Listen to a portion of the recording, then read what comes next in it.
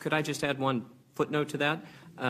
The automated system does use codes, but each code comes with a full description, which is also available to the lender. And so in other words, the code is merely a way to convey a standard system of disputes, which actually improve the results of disputes, because you otherwise had folks keystroking in their own view of what they thought a dispute was, and that wasn't very effective back in the 90s. It's a long time ago, but it was how it worked back then.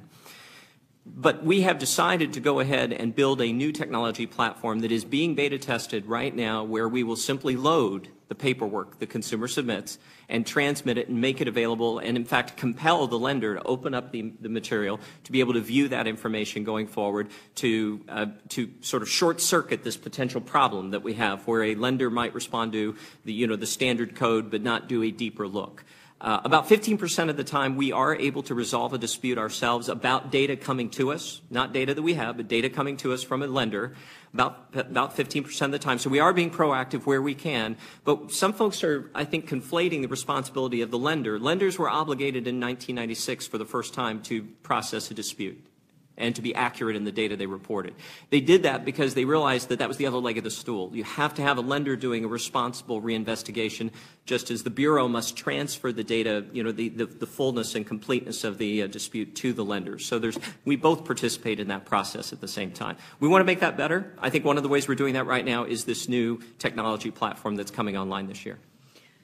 So following up on that, Mr. Pratt, you're saying that by the end of the year, all three of the big three will be receiving the supporting documentation that Judy Thomas and my constituent in Nixa, Missouri, tried to provide to the credit reporting agencies? Before the end of the year. So you're going to scan the documents, and that way the lender, who has absolutely no motivation other than to say, no, we're leaving it the way it is. Yeah, I think lenders are really motivated because these are their customers.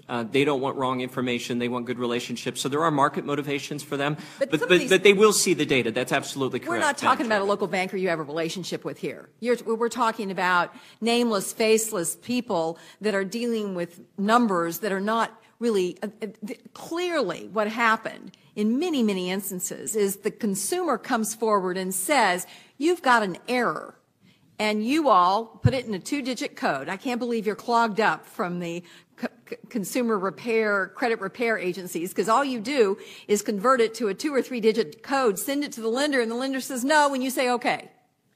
No, in fact, a dispute might require several different communications about the dispute. So what you have to do is, if it's paper, just as you and I would, you have a team of people sitting, and they will unpack the paper, read through the paper, identify the various disputes that are submitted, and that's the labor-intensive side of it, particularly on the paper side. But again, our goal is to try to bring the paperwork of the consumer forward and make it available to the lender. And these are small lenders, that's small news, credit unions. And that's good.